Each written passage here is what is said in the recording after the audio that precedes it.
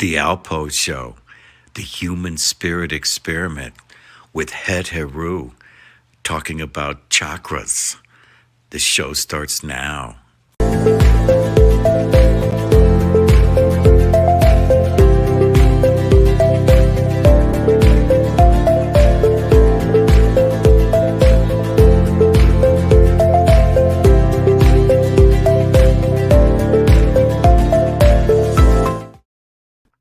Hey, welcome. Welcome to the Alpo Show, the human spirit experiment, where we are in an experiment right now for your spirit. And the decisions that we all make is what we are and what we carry on. And so here, we're about thinking. See, never stop thinking. That's what we have to do right now more than ever. Now, I'm about passing on the wisdom of Sophia. Today we're going to have Het-Heru. Our biggest thing to tell you is take the best and leave the rest. It's for you to experience. Here, we're about the completion. I'm an adult of my spirit, an adult of my mind, an adult of my thoughts, an adult of my emotions, an adult of my actions, an adult of my body, an adult of my love, an adult of my surroundings, an adult of my relationships, and finally, the adult of my decisions. Now, today, we're going to be talking about the 7 principles of Mayat, right? Probably a lot of you have not heard of this, okay? Now, one of the things here for myself is that I know that Sophia has been around before time began. And she has appeared everywhere around the world in cultures. And I do believe that Mayat and her principles are right in line with one another. And that's why we have the wonderful, fantastic, my friend, Het-Heru. Hi, Michael. How you doing, Het-Heru? I'm doing really well, thank you. Yeah, you've been dancing up a storm still? I have. I'll be out there tonight. Tonight's my salsa night, so. Oh, yeah?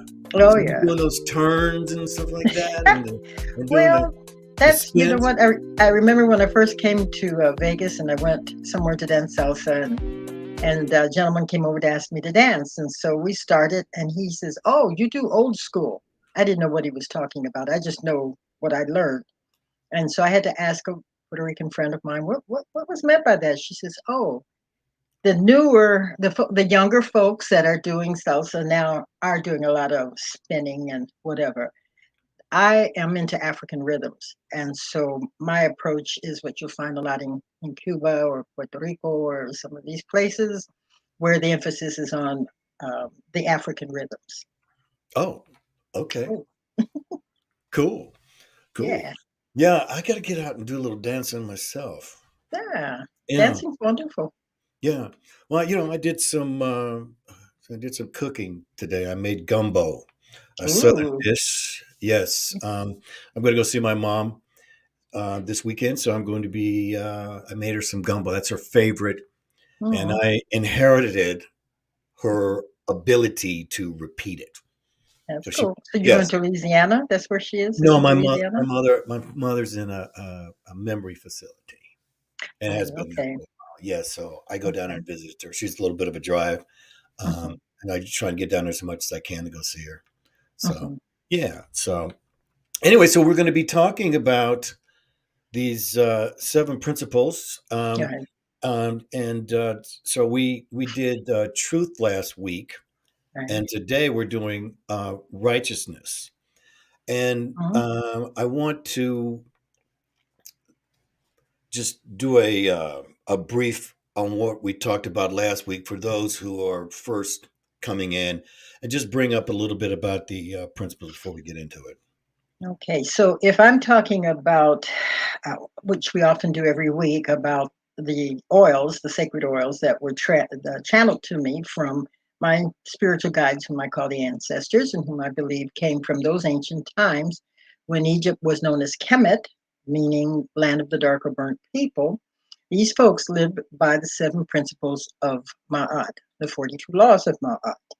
And they lived in a Ma'atian society which at that time they were very peaceful, they were very conscious. I was doing some memory work today, renewing some of the things I had learned when I first started studying these people. And I came across the name Imhotep. Now, Michael, did you ever see the movie The Mummy? Did you see any of those mummy movies? Which ones? When they're like a Well, bunch I of think it was the here. first one, but the bad guy in the movie was known as Imhotep. Oh, And you mean the ones that Brandon Fraser started in? yes, I think Yes, so. okay. Yes. Yes, I Hmm. know what you're talking about. Hmm. Absolutely. Yes, I do. And I mean, so much wrong information. It's Right. amazing how much Hollywood just, well, anyway. So they gave you this character, made him the bad guy known as Imhotep. Well, if you knew any of the history, you know Imhotep was a genius. He was a great spiritual philosopher of those ancient times. And our first true genius, he was an architect and a physician and a healer, but that was not the way they presented. Same way with Cleopatra. The image we have of Cleopatra and the people of that time look like Elizabeth Taylor. Nope. There have been several Cleopatras. Those people, ancient people, look more like you and me than Elizabeth Taylor. So I feel that we can always take something from history, especially we take when something was working well for someone. And because these are difficult times now and a lot of confusion, a lot of concern, a lot of fear, unfortunately, um, you and I are working to present information that will help folks in general who want to live in today's world and not just be full of fear. So these folks taught us about the seven principles, guidelines. If you study yoga, hatha yoga, they were known as yamas and yamas. In Christianity, they were known as the Ten Commandments. But these were the seven principles of Ma'at, which means truth. She's the aspect of creation. They believed in one source and that it has several aspects. And the aspect that reflects truth was known as Ma'at. And that in those seven principles, in the principles of Ma'at, there were seven major principles. So today we're focusing on righteousness. When I first met Mother, she told me immediately that she was known by many names. Okay.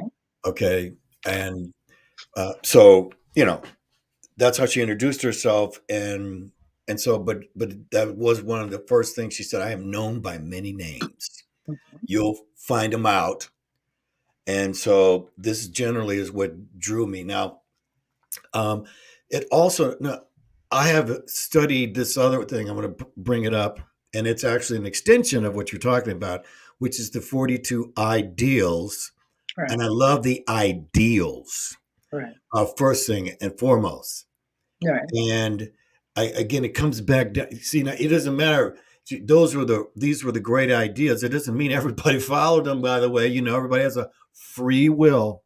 Everybody has a free will. No. Yes, and so everyone decides whether or not. And so it comes back down to, again, every time I say, when I tell you, everyone, the 10 principles from Sophia that was given to me that I pass on. There are other ones. There are other ones. And this, if you haven't, just check it out. 42 Ideals of Maya. Right. And I give blessings. I do good. I converse with awareness. I follow my inner guidance. I am accepting. I am respectfully of others. I am kind. I mean, you can go up and down the list. And when I read it, I'm like, wow, that's that's something I could have written myself, you Sure. know? And Sure. so, yes, so mine was basically, so we're going through as we go through history here, and we've been around a while. So there's all these different cultures, and ancient Egypt, which has been around a long time, ladies and gentlemen. Mhm. Okay, That's where the Great Pyramids are and everything. Mhm. So to study that is what I really believe drew me to you. Now I You want know, to go ahead. I was just going to say, it makes you wonder uh, what was the nature of the peoples at that predated this time that they needed to be taught those 42 um, laws of Ideas. Ma'at. Right. Yeah, and that, I mean, were we so? There is a belief that people, began in ancient Africa, and that some of those Africans began to migrate, and they ended up in the caves, stuck in ice age, and that and they became bestial in nature because they were having to deal with survival. So when the ice melted, they came out in many ways like animals. If you look at the history of some of our past history, you see that there was a lot of pillaging and raping and murdering, et cetera, et cetera. And Yeah. so, Sacrificing. yeah, all of that. And so, what did we get? For every action, there's an equal and opposite reaction. The pendulum swings; it goes from one extreme to the other until it finds the middle place. And so, we had religions. The word religion comes from the root religio, which means to bind. It was something to harness the animal energy that people were acting from to help them connect with their higher self. And so when you take a group, a civilization of people, which were the Kemetic people, the ancient Egyptians, and remember the word Egypt came from the Greeks and Romans, not from the original name, just like the word Africa is not the original name. But um, when you What's the have, original name? I knew you were going to ask me that. I You said know, I I was going shouldn't to have ask you said it. because Yeah, I couldn't think of it. yeah, it's escaping me right now. Okay. Well, It'll come back. It'll come back. when you told me that Egypt was called Kemet. Mm-hmm. Kemet, okay, Mm-hmm. my name, my burner name is Comet, so it's Right, right. Well, pretty similar. sure, Yeah, sure. pretty similar.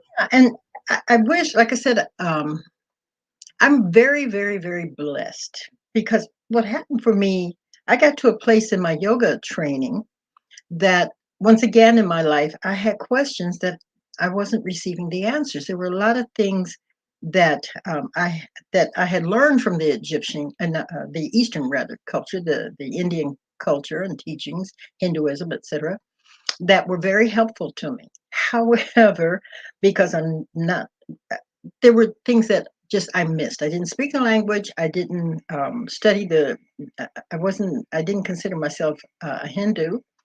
And there were some things that were just off. So when I was presented this idea of Kemet, I remember when the first time I heard about it, I was just beaming inside because I felt a connection without really knowing what it was. And then as I began to study, I realized, this goes farther back than what this other culture began. And here's some answers for me and answers that I can identify with.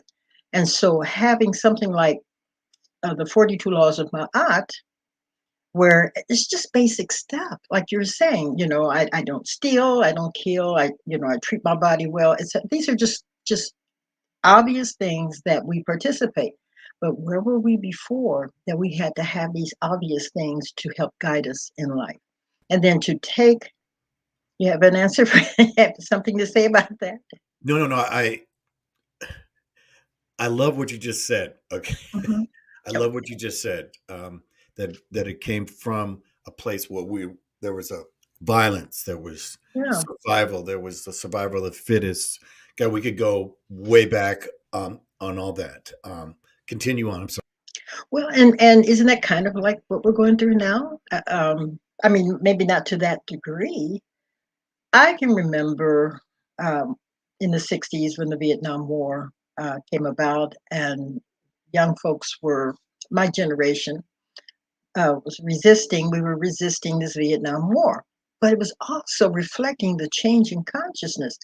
The shows on TV like Leave It to Beaver or some of those other, Make Room for Daddy and all that gave us this image of how life is in the United States. It's a big lie, of course, maybe for some people, but in general, most of us know.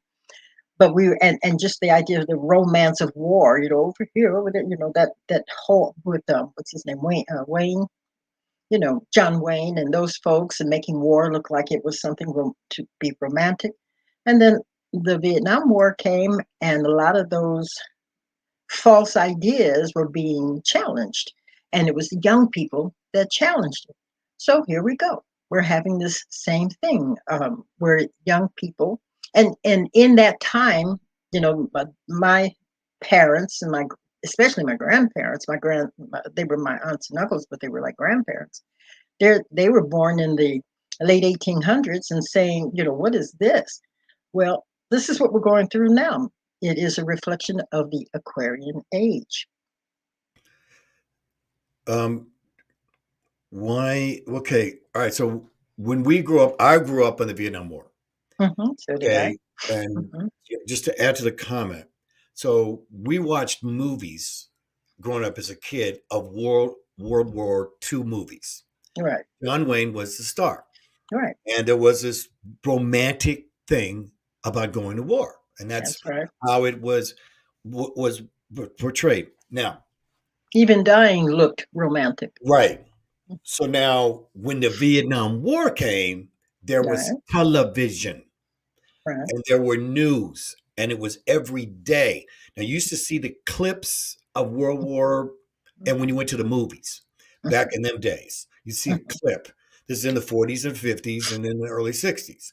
Okay, Right. but then all of a sudden, the romance was taken out of the Vietnam War. Mhm. That's where everybody changed because there was no romance. There Mhm. was no romance. They were always saying how many people died that day. They were doing statistics. And so that's what really caused this huge sense of consciousness that came from that. And that was one of the reasons how the war actually And was ended. And exactly. in April of 1975, I was a senior in high school and I was turning 18 May 25th. And so I knew, as well as some of my classmates who had already turned 18, were going to register for the Yeah. draft. It was against the law not to register not to register for the draft. And so so that those were there was a hard time. There was a lot of racial tension that was really being brought out also. It all got on TV now, so Mhm. all the discrimination is what really how that came up. And again, so here we are. What was that? That was the beginning of social media, Mhm. where the people started to um, uh, oppose the narrative that had been given to them for generations, and that's really what's changed. Now, you know, we want to reach the young people because there's a certain panic that's over the generation now where they're struggling to make a different identification. Mhm. Okay. And so this is one of the reasons why we just want to keep it simple. All right. We want to keep it simple. Now, before we start, I want to give credit to our Generation Z. Now, these guys, a lot of these kids, they have been touted with so much information. We're going to be talking about this. I'm going to be identifying this on my next show. And so I want to show you this clip, and it is as close to a young kid, a young person, her expression of how creation began. And I want your comment on it.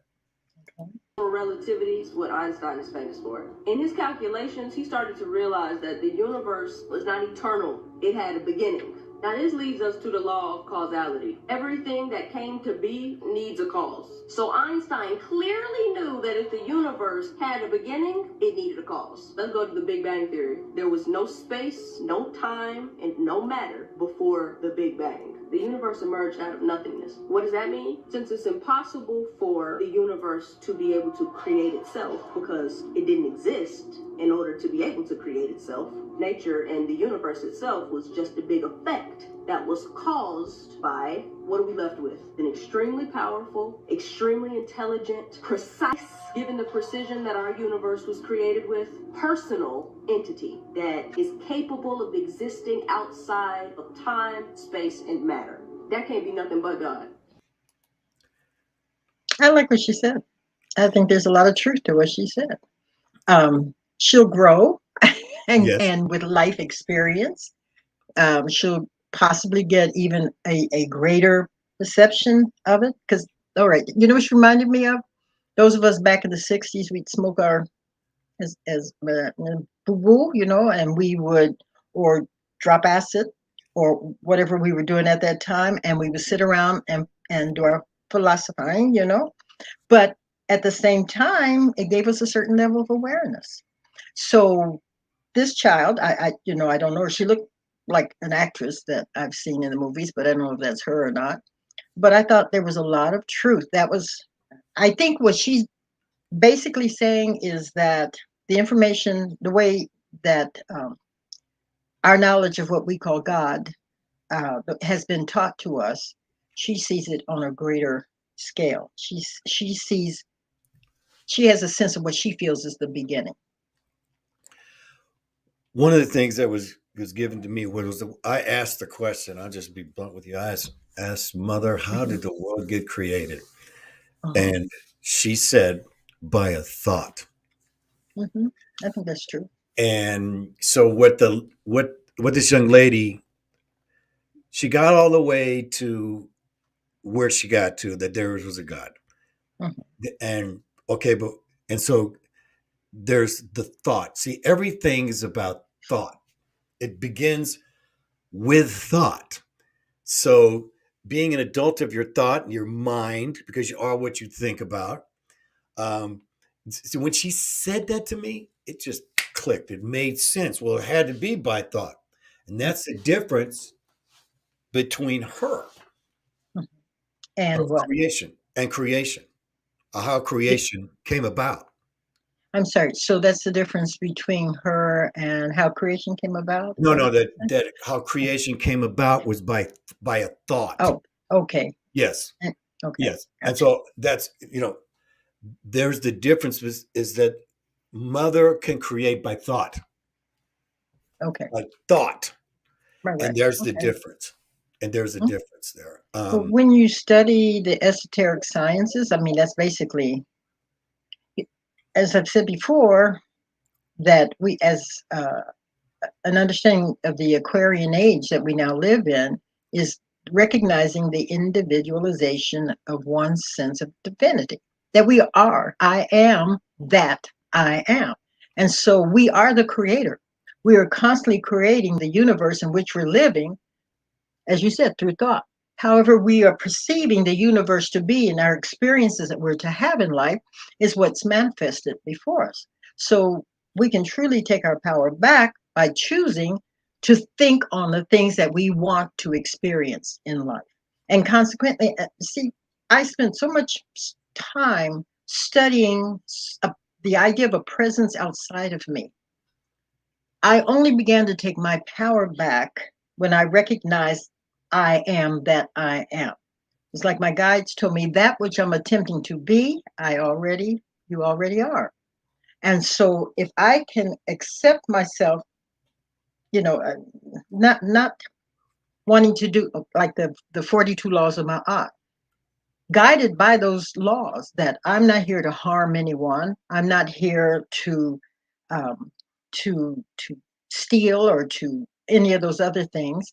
Then I truly am an expression of the One Most High, but founded in the understanding of love, unconditional love. I may not like you, you know, I may like they're, you know, politically, a lot of politics and politicians I'm not a fan of. But my lesson and my purpose is about being able to still stay in the presence, the loving presence.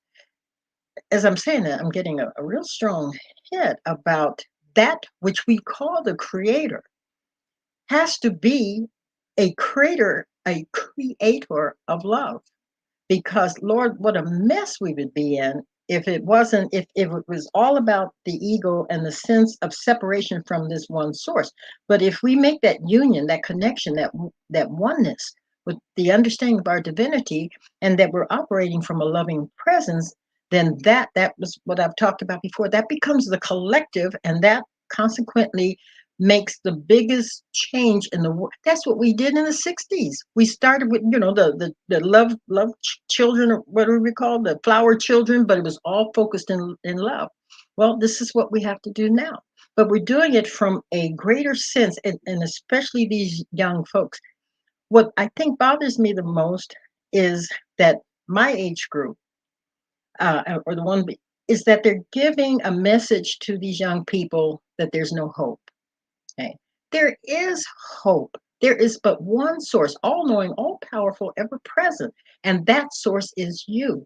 And that source is rooted in love. We may not like some of the changes that are going on. Let us do what needs to be done in order to make those changes in the most positive way, but not align our power to what we don't want. I talk to so many people who are in my age group, and they rarely have anything positive to say. You say something, and oh well, that's this or that's that. We're not going to have enough food. Everything's so expensive, and da da da da da da, because they don't know who they are.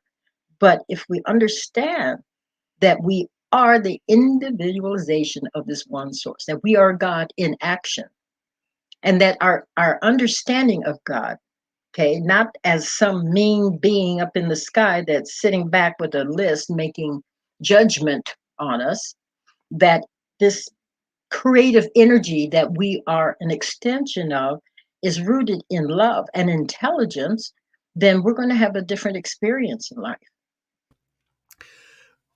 There are 7.75 billion people on this earth, and each person is their own walking, talking universe, their own walking, talking ways of connection to the oneness. So no, there's no one actually the same. And that's what's so unique about this world. You can't meet, you will never meet yourself. You may meet someone that looks like you, but you will never meet. We're all different. Every last one of us. There is no one Muslim, two Muslims that think the exact same. There are no two Christians that say the exact same thing. There's no two atheists that thinks the exact same thing. Everyone has to make their own decision, but if it's based on love, which is exactly is what I was said. So my whole thing with Mother is I am like Not that picture. and that's great. I love this. This is Mhm. the one I have in my room. But Great. it really describes how my relationship with her. And so at the same time, she drops us all down here, right? Mhm. Here, let me set you down in this world. Now go create. Mhm. I just, But I go just, create in a positive way, because you're right, creating anyway. Your right. life is a reflection of your creation. Yes, yes. And so the whole thing is um, the expression of may you always have enough. See, this Okay. is okay when you're walking and living in the moment, then you always have enough. Right. And so Right. that allows you. Now, that doesn't mean I'm not telling you don't That's right. save, put a little money aside. I'm not telling Mhm. you maybe I'd put some rice and some beans, some canned vegetables. You should have that anyway, just in case something happens or somebody Yeah. needs some food. Sure. Okay, Why what's not? the worst case scenario it's going to be? You That's right. have a few some more cans of in the pantry. Right. Okay, it's all good. So we do want to be prepared and see the road ahead of what the possibilities are, but you don't really know until now. Again, they're saying we're going to go up another 22% in inflation just this month. So we Mhm. don't even know what gas is. Okay, how much price of gas is going It's to be? coming down here. I don't know about there in Arizona, but it's come down a little bit here. What's it? Is it over $6 or under five? No, it was almost 6, and it's come down to 5.25. Every day we're getting down. Well, that's good. That's good. Mhm. At least they won't. Mhm. I mean, that's right. You want it to Yeah. be the best, okay? Yeah. And we make the adjustments as we go. Life is a journey. You only get one day. That's it. You get one day. You do the I'm best you can and live in the moment. Go ahead. Okay, I'm sorry. I was just also, during this Maatian time, Maatian society, it was not a patriarchal society, civilization. It was very matriarchal, like Ma'at, matriarchal. But they also believed in balance. So if you have one of the aspects, one of the, I don't like using the word god or goddesses, but because he didn't really call them that. But you have one female, and then it would be a male. There was a um, someone that was so well respected as a leader that when she died, she was buried in the Valley of the Kings. And the depictions of her showed her with a beard because they wanted to show that she reflected both the female aspect as well as the male aspect. When I was a devotee of Satya Sai Baba, Satya means truth, and Sai was that male and female. So it's an understanding that, and this is one of the challenges I have with the Christian teachings that I was uh, introduced to as a child, was that all of it is patriarchal. And that never set well, still doesn't set well with me because I know the power of the female energy, as you said, Sophia, as an example. And if you want to know the one reason why I left, it's because of that. Yeah. I I've always I've my whole question has always been, okay, you had, just to call it a trinity, you had the Holy Spirit, Jehovah, Yeah. and Jesus. Okay. So now Right. my whole thing has always been, and I finally figured it out, and I'm not kidding you. Mhm. Why doesn't the Holy Spirit have a name? Mhm. A Holy Spirit is like a title. Everybody, there's the president of the United States. Okay. Well, okay, that president has a name. Right. And so this this is what's my discovery. This was what made me turn, face away, and walk away, Mhm. because every turn to even mention her or bring her up, got just literally this rejection. And so to not have the mother, see, I call it mother, the Mhm. mother, Sure. okay? The mother that, even though I'm a grown man, Mhm. I still have a childlike flavor for life. It keeps my perspective up. Now, Het-Heru, what's your last Mhm. name? My last name, Yes. Ma'at Keru. Yeah. My, When the names were given to me by a Kemetic priestess, and they made the association, the connection with Hatha Yoga. But with Ma'at Keru, at that time I was doing a lot of public speaking. And so Ma'at means truth, Keru means victorious of voice. how do you spell that? Maatkeru. I just found that out. Oh, you did? Yeah. Yeah. Yeah. So you are a reflection of her. I like to think that. I've been told every time it's just like the oils. It's when I give people my name, sometimes they'll say, "Oh, is there a no?" They'll start with, "Oh my God, that's a beautiful name," because it's touching them. See, I know that's what's going on. But then they then they want to do the American thing and say, "Is there a shorter version of it, or is there a nickname?" And I just come around and say, "No, there is no, because it's a sacred name, and that you're cutting off your blessing as well as mine if you try to cut the name." And they understand. So from that point on, I remind them every time it's said, you're evoking that that presence, that energy. Het-Heru reflects love, music, beauty, and dance. Works for me. I'm finding out more about you Are now. you all right? Okay. So, and we're talking about the principles now. I know Yeah. we are, but I want to give you the fly. I need to get out of the way and just let you go ahead and talk about righteousness right now. Okay. Well, we've been talking about righteousness. I know we You have. know, Okay. all I of just it, everything we're saying is righteousness. It's that understanding of ourselves as an expression of divinity and living our lives in a righteous way. Righteous is not a religious way.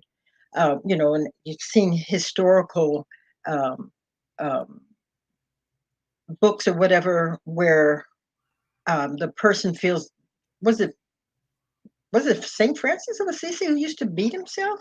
Was that Saint Francis? Anyway, you see I that think a lot of sometimes. them beat themselves. Well, and that's because if they had an unrighteous thought, which is a human thought, but an unrighteous thought, they felt that they needed to punish themselves. And this is sometimes the misunderstanding of the idea of righteousness. Righteousness means living your life in an understanding of who and whose you really are.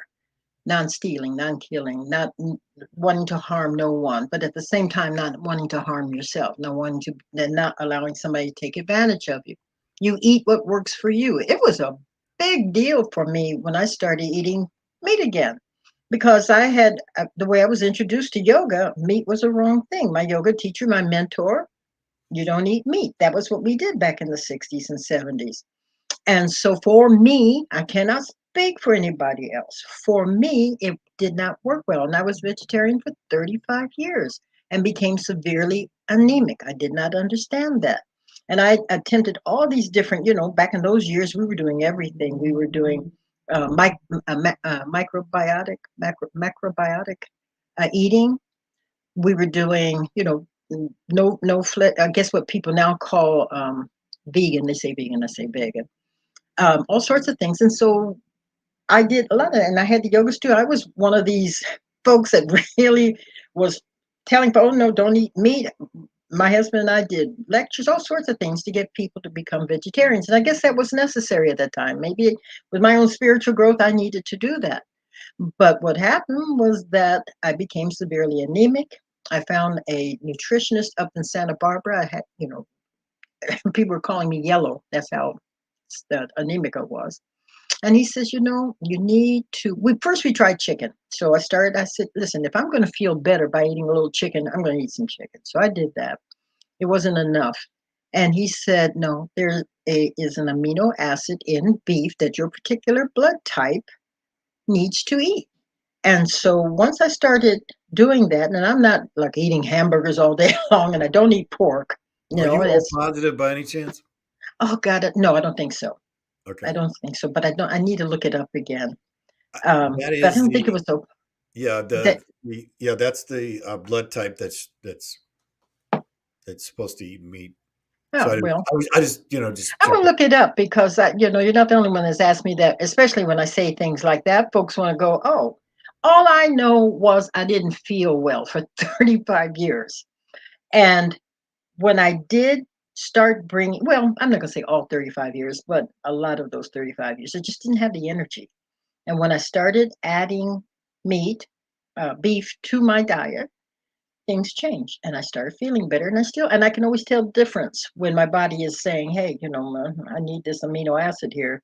So, can we have a whatever? And I attempt to eat that as in a healthy way as possible. I don't do raw. Steak tartare, no, y'all can keep that. That's not for me.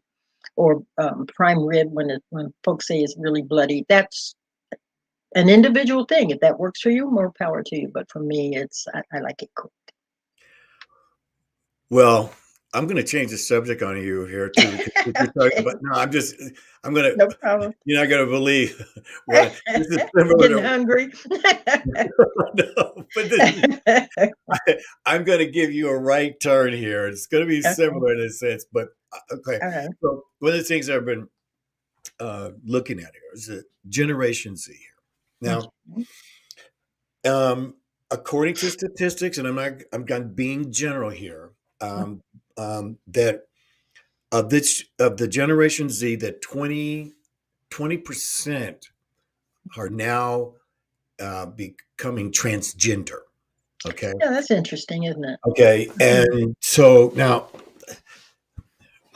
people. becoming transgender has been forever. Okay, and we know Yeah, that. exactly. Okay, we have friends who did. You know, you if you're Hmm. from LA, baby. Hmm. Okay, you And see Las Vegas, oh Lord. Las Vegas, Yeah, absolutely. yeah. Okay, so anyway, so what's been going on here is about this other change. But another thing that's happening is they're choosing polyamory or being polyamorous. Which means several lovers. Yes. Okay. Okay. All Mhm. right. So um, let's see here. Hold on just one second. Let me see if I can get this up.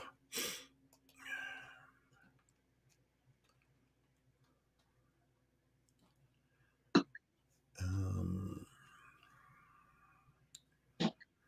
where are you?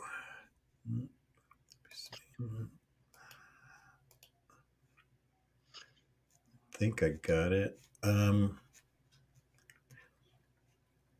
me just give you a quick definition of it. I can't bring it up here. I can't bring it up. Just to get the definition, poly means many. Uh, amor means love. Is the practice of or desire for more than one partner with the informed consent of all partners involved. People Yeah. who identify as polyamorous may believe in open relationships with a conscious management of jealousy and reject their view that sexual and relational exclusivity are prerequisite for deep, committed, long-term relationships. Others prefer to restrict their sexual activity to only members of the group, a closed polyamorous relationship, which is usually referred to as poly fidelity. Okay, so um, cancel. So what they're doing is all right. So okay, so Okay. I did a show on it yesterday. Oh, okay. Okay, and I got a lot of feedback. I so I and on my YouTube channel, one in particular, and I wanted to get because what I said, Het-Heru, was just in a nutshell. I said that polyamorous, I believe, can be done. At the same time, it's usually changes. Some people are in it for a while, but usually it changes. People, a woman may have a baby. Somebody may want to separate and just be with that person. Somebody moves, the job changes, whatever. Okay. So, anyway, I got this comment. I want to read it to you, then I want to give you your comment. So, here's a gentleman who's a Generation X. Okay. Just to give you an idea on his age brain here. I don't know that polyamory is the new norm. It's been around forever and certainly wasn't invented by Gen Z, despite their pretensions otherwise. There's a lot of buzz around it, as there is with all things that social media gets its hooks into as a novelty act. I've been involved with consensual non monogamy for going on 30 years and polyamory for at least 10, and I will never go back. It's where I belong. It has its difficulties, but 90% of them are the exact same things monogamous people face. I think it's important that people entering such an arrangement do so with full consent. I make it clear minute one of a potential relationship that monogamy will never be in the offing. If that won't work for the people, and it often won't, I encourage them in the nicest way possible to look elsewhere. So this person seemed to me someone who's mature, Mhm. okay? Um, and that, so I want to ask you, why do you think this is really going on? And then and then where do you think it's going? And then we'll go from there. I think, Surprise! well, you know what? He's right. It's been around forever. But with social media, you know, all the ways that we have to get this information out, it seems like it's something new. No, artists.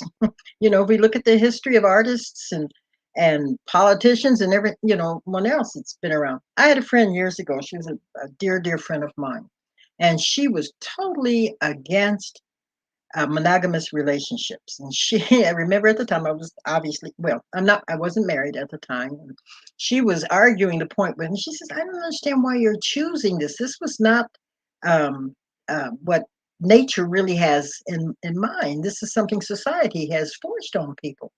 And so I considered that maybe there was some truth.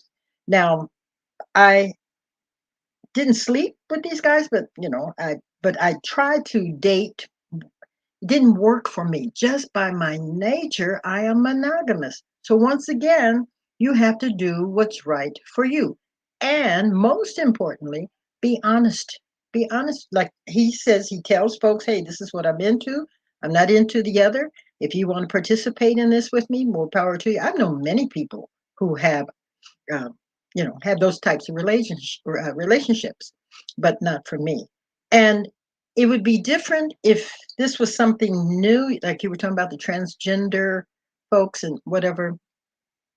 There were always folks this way, but we're just now, they feel the right to come out. I think, because, I'm born in Indianapolis, Indiana, 1950. And, if you were gay, you kept that, as they said, in the closet. And I had the ideas that I was brought up with that were against this. Um, uh, Gay folks having the lifestyle that they had and so forth. And this same person I was talking about that was attempting to get me to give up my monogamous uh, ways, she said, that surprises me about you. You're so loving and you're so conscious, but how can you have this kind of prejudice? So she assisted me in that.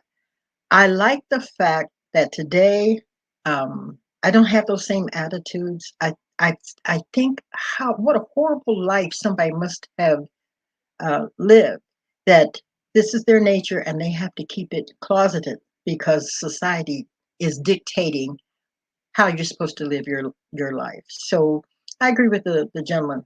I agree with everything he said. He this is what he prefers.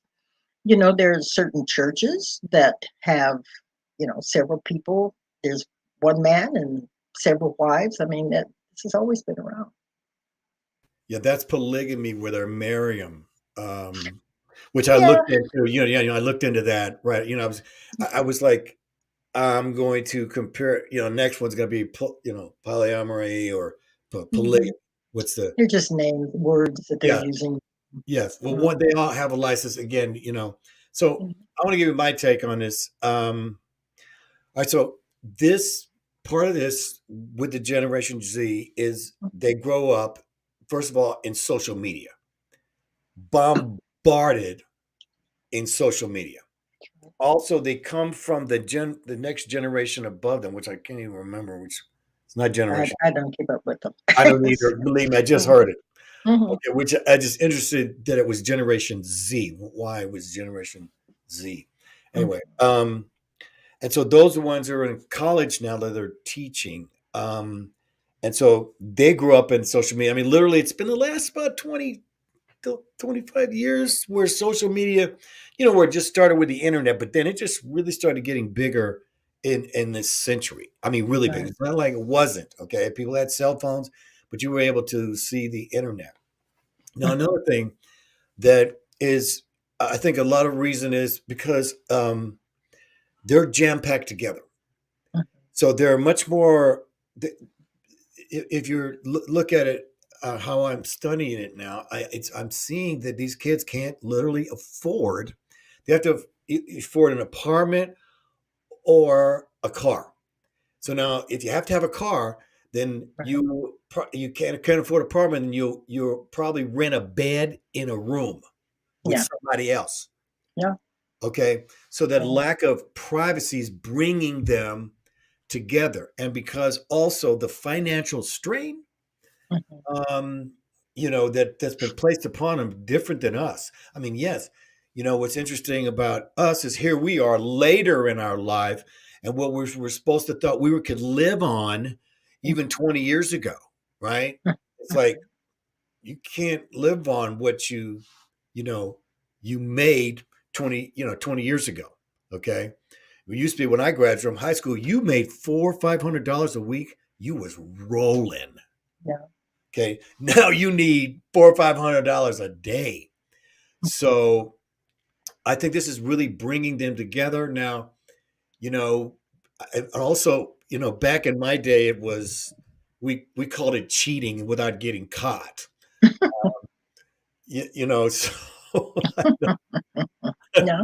sorry, I was one of those guys. Well, I was going to say you're a guy. I'm sorry, guys. That's not fair. To say Well, all now, guys are like okay, so I'm gonna throw something at you. All right, that. so Okay. now for 8 years, Mhm. okay, I was on a spiritual path, totally, and all my relationships, I told them I was on a spiritual path, and so Mhm. that means this was not. It was without sex, Mhm. and so I had many relationships with that. I'm not here to stop you doing anything. I'm on a spiritual path. You want to spend time with me? That's great. This Mhm. is on a different level. Mine was on a spiritual level on why, Mhm. that I would consider it like that. But, um, I think this is where it's kind of going more. And I think combined with the transgender movement, okay, I think that's even going to make it even more, because it's just a little bit more complex. What do you think? Well, as you're saying that, I'm thinking about Satya Sai Baba. Um, I never went to India to see Baba, but I had plenty of friends who did. And I remember they're saying, for those who've never seen Sai Baba, Baba was only about 5 feet tall. He's an Indian, darker in skin, and had big afro. And that there were times when he would come across very masculine, and then he would turn around and he could be very feminine. And so here we're talking about, because Baba made his transition several years ago, but I'm really learning. I'm not successful in it yet, but I'm really working on it because the programming was for so long and so deep to stop judging.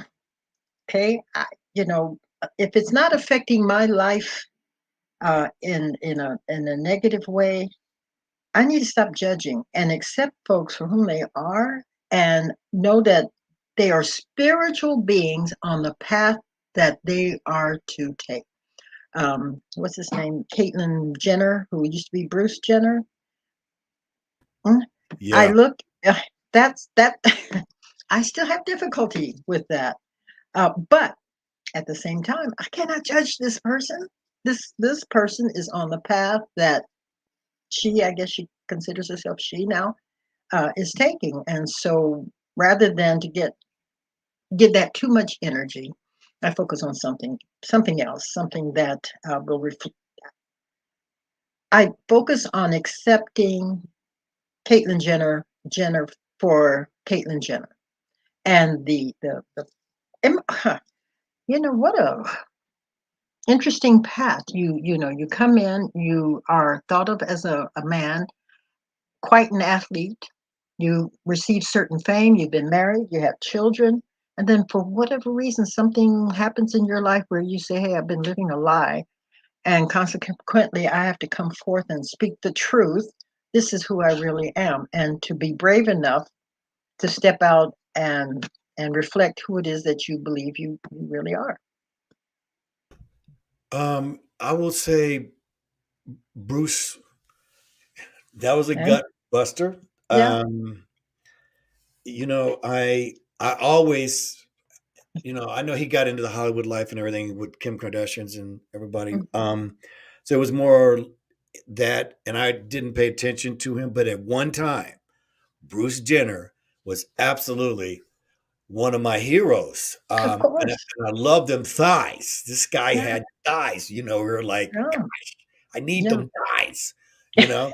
I'm right. So I'm glad you brought Caitlyn Jenner up. And she represents she's kind of in her own way became a leader of this Mhm.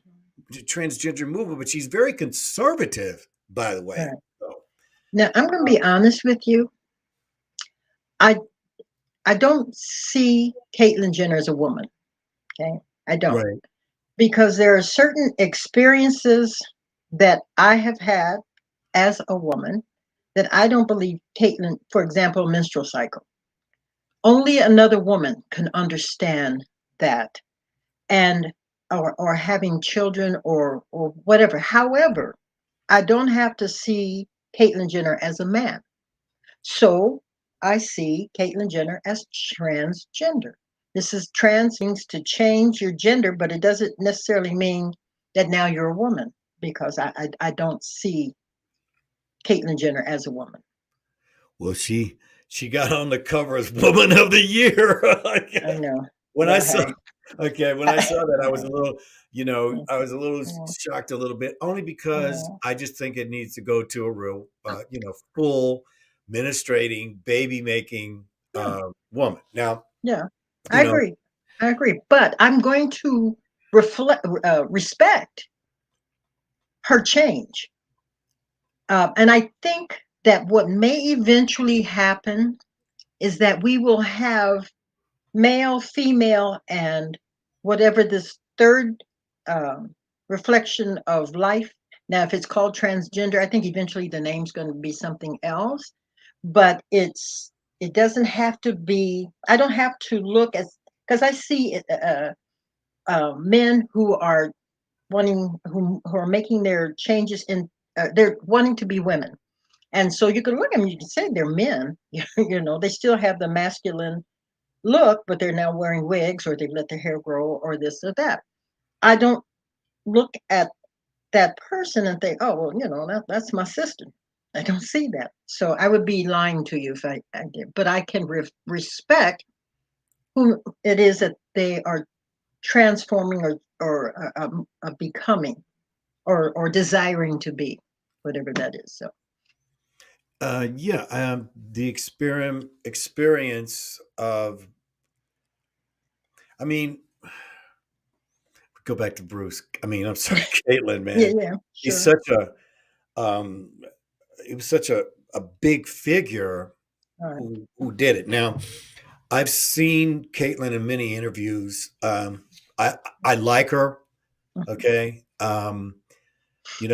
It was a lesson for me, and I think now there's like now 51 binary people. So when you're in a trance, you're not just a trans person. You're a he, they, Yeah, yeah, he, she, they. yeah, Um, you know, yeah, and so people say it now. I forgot what is straight. I think you got to go SS. So if you're super straight, that means you won't be with a trans person. If you're straight, that means no, you're see, open to being a trans. too complicated. I'm Yeah. glad I'm So, I'm at this place in my life, and I don't have to yeah. deal with all of that. Hey, I'm straight. Yes. So anyway, I don't know how we got on I there, know. but I don't know we got either. there 'cause- Sorry, folks. We're talking about being righteous. Well, being righteous is living your truth. So, and that's, I think, at the end of the day, and you just took the words out of my mouth that I was trying to get them. How one expresses himself, I it's not necessary for me to decide. yeah, Okay. exactly. I so I don't like it shoved down my throat. No. But it is always the generations coming up now. Okay. They're the ones who are the ones that the social media is after, Yeah. and so they're dictating the next. Mhm. Okay, and so that's what's going on here.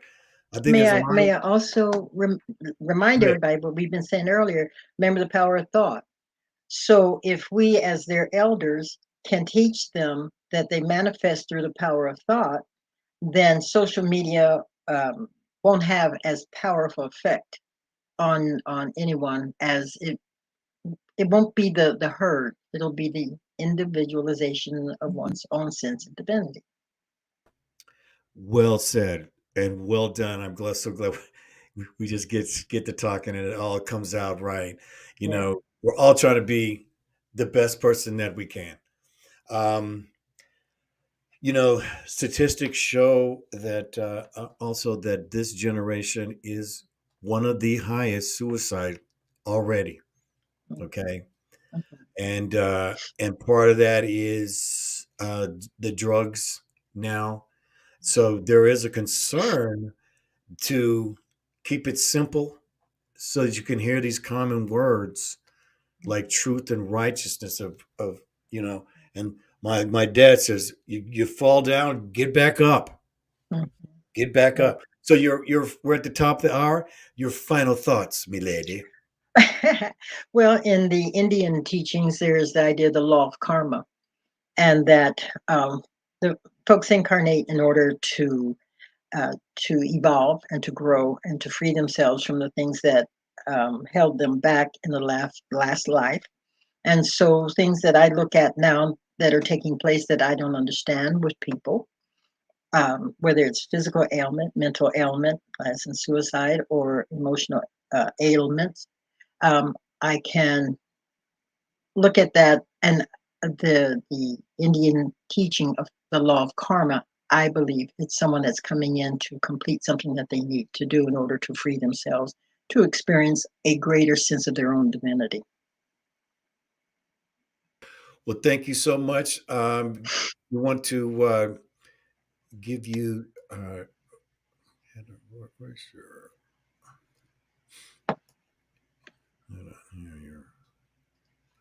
make sure we get your website out here. Here it is. While he's looking for that, folks, my prosperity oil is on sale this week. So if you go to my website, yeah. So save some money, save some money on Yeah. prosperity. But it's a great oil. It was channeled to me in order for you to remember that you are a sacred, prosperous being. I tell you what, when I got the sample on that prosperity, oh my gosh, Yeah, it's a that good one. almost tied my favorite, met her header. So Uh-oh. yeah, I'm gonna have to get some of that. I'm gonna have to. So okay, het-heru.com. Yeah. Also, if you want to email her, it's info at het-heru.com. And so we're going to be talking more about her oils here. They're fantastic. Uh, Yeah, and if you want to join, have access to my newsletter, when you go to my website, there's a place where you can sign up for it. But I put out a monthly newsletter that gives you an opportunity to purchase oils at less money, but I also give some insights on each one. Like today, I'm talking about in the newsletter that I sent out about prosperity. What a different definition of prosperity. Excellent. Well, thank you so much for being My here. Really pleasure. appreciate you coming over. And we're going to talk about what is it, harmony next week. No, truth, righteousness, law. We'll talk about law next week. Oh, I thought that was the sixth one. I don't know why. I must have wrote it. I think they put them in different orders here or something. That's very Yeah, possible. yeah. Okay. Anytime you're dealing with esoteric sciences, like the chakras will appear different colors and all sorts of things like that. So, Right. Well, again, we'll see you again next week. We thank always you, darling. appreciate this time. It always goes by real fast. And thank you so much, Het-Heru. My pleasure, everyone. Take care. Love and blessings to you. That's always fun to have her on. We wish nobody harm. We all have to express ourselves the way we feel we have to express ourselves. The main thing, is within yourself, the expression, to have peace within your expression. And that means do no harm in your expression. We're all different, and this is what we're going to be exploring. I'm going to explore the differentalities of the world, and that's why I was. What attracted me to Het-Heru was her essential oils. I didn't know anything about the person, except whoever made these has got to pretty much be really cool. Okay. And then I'm like, Ed, Heru. I didn't even know how to pronounce her name, but boy, I should know how to smell them essential oils. And so I really want to encourage you to take a look at her. Go to her website, and there you are. And check out her. She's got a sampler pack that you can try. She's got different soaps that Amani. Oh, what a This is one of the reasons why I believe that she is listening to somebody, because they gave her the recipe for these incredible essential oils. Even Mother brought her up how good her essential oils smell. So that was my big thing here. And so we're just so glad to have her here. Now I'm going to be back on here. Am I coming back on? I think I'll be back on for sure tomorrow. Okay. And we're going to have her here again next week.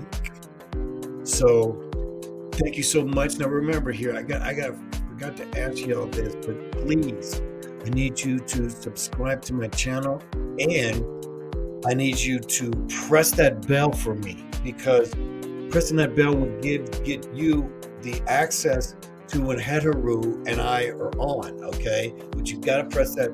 Nobody is putting us up in front of the social media platforms, okay? It's just not these kind of spiritual channels, inspirational channels. There's no conflict here. There's all love.